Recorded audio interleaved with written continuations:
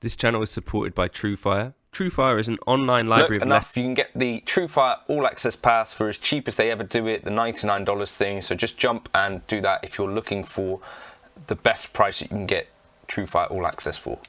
Okay, someone asked me, take them off, if I could do some videos in some other spaces, so I thought, okay, let's do this out here. So this is an artist guitar. I think Milehousestudios, one of the other Southwest boys holding it down, has got his hands on a couple of these, and I've got an Aussie mate, John, who asked me I should check one out, so I've gone for the most garish option. It feels kind of heavy. It's got strap locks included. Swat.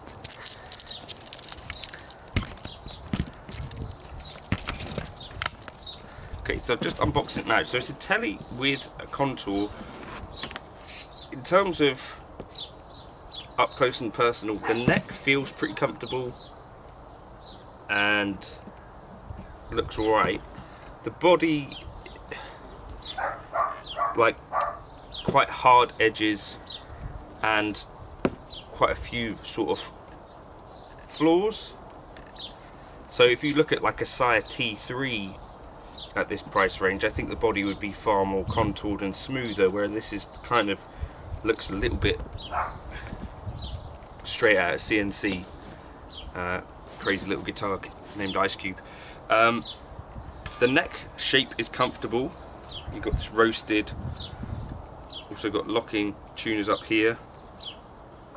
Hank says this one passed QC, so that's what it says according to that there. So I guess their QC is not necessarily looking for absolute perfection, I guess would be my conclusion. Compensated bridge, looks like lumen lay dots. Let's plug it in. Actually the nut is quite well done.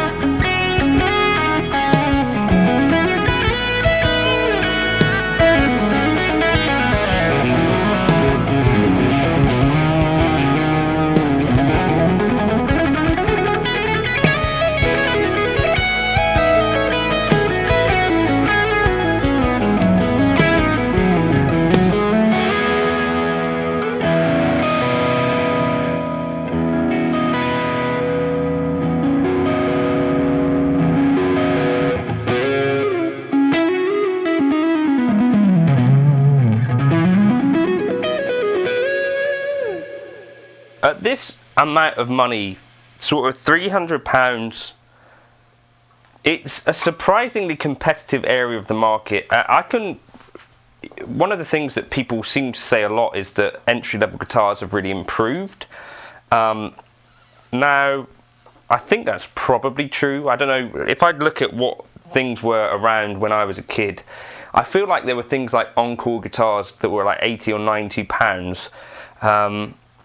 And I think this is a massive step above that, but then inflation-wise, I don't know what this should be. I'll flash it up on the screen and see, you know, like roughly what would this have costed in like 1998, like what sort of money are we talking about? Because I think that's that's kind of one of the things which is a little bit difficult to get your head around. I think these are lumen-laid dots, which are really nice. In general, the guitar doesn't feel cheap to play particularly. The frets are nice and smooth. These are stainless steel frets. I'd say they've done, I think they're stainless steel anyway, they've done a much better job than Ibanez had done on that AZ Standard that I played. And I guess Ibanez Sir might be a good sort of touchstone for what this might be like to play.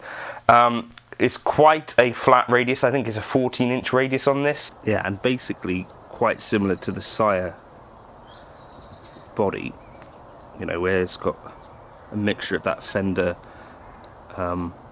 neck joint and also the Sir little recess.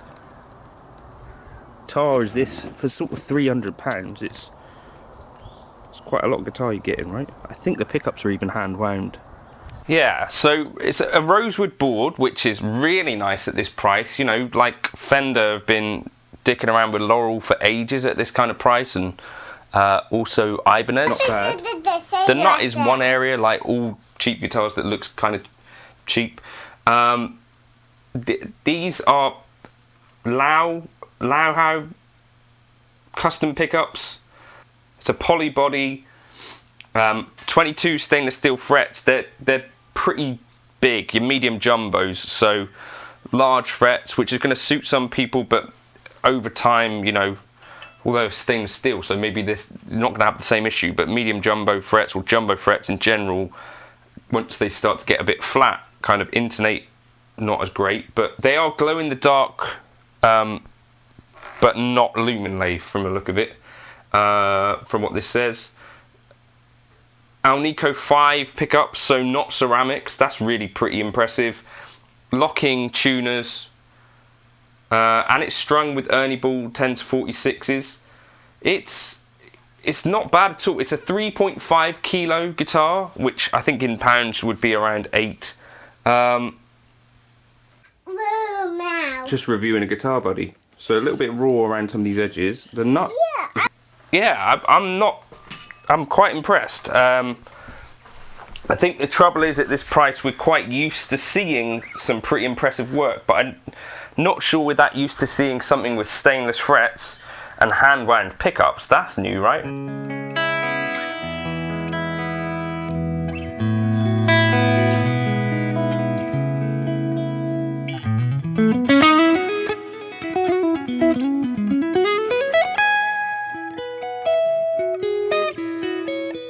And not only that, but I think this is a bit of a niche in that a lot of like Fender stuff around this price range or Squier would have a 9.5 inch radius, right? So this is a bit flatter.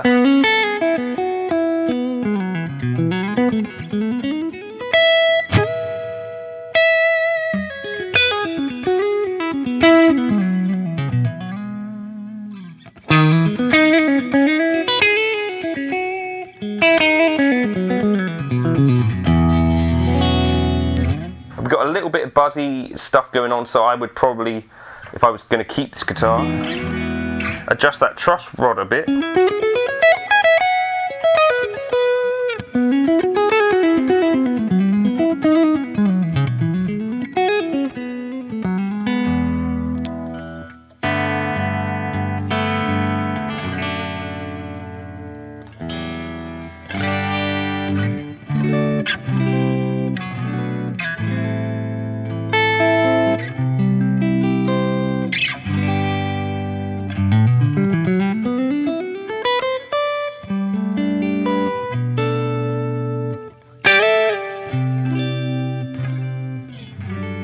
So more of a modern take on a telly. I think this Paisley actually looks alright in person. It's like a sort of silver sparkly type thing.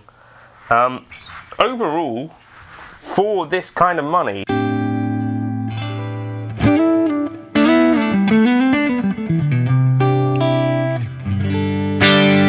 hard to beat, really. I think Jet is kind of up there, but don't use stainless frets.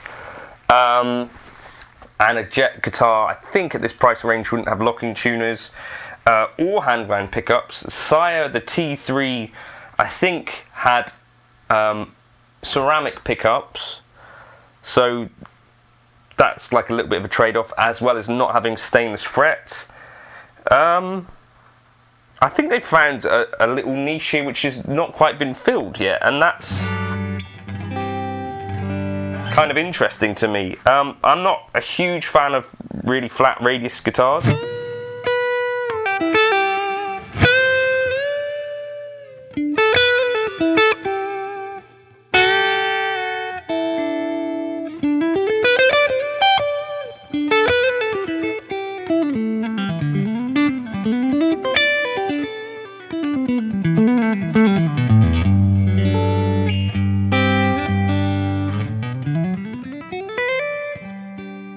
I guess a Harley Benton might be the sort of thing that could compete with this. I think they probably do something similar, but I'm quite impressed, really. The only real downsides, so tiny like little bits of not totally polished craftsmanship, but the bits that matter, the frets, you know, the things that matter on this guitar are really well done. The neck feels quite comfortable, not totally dissimilar to a Squier.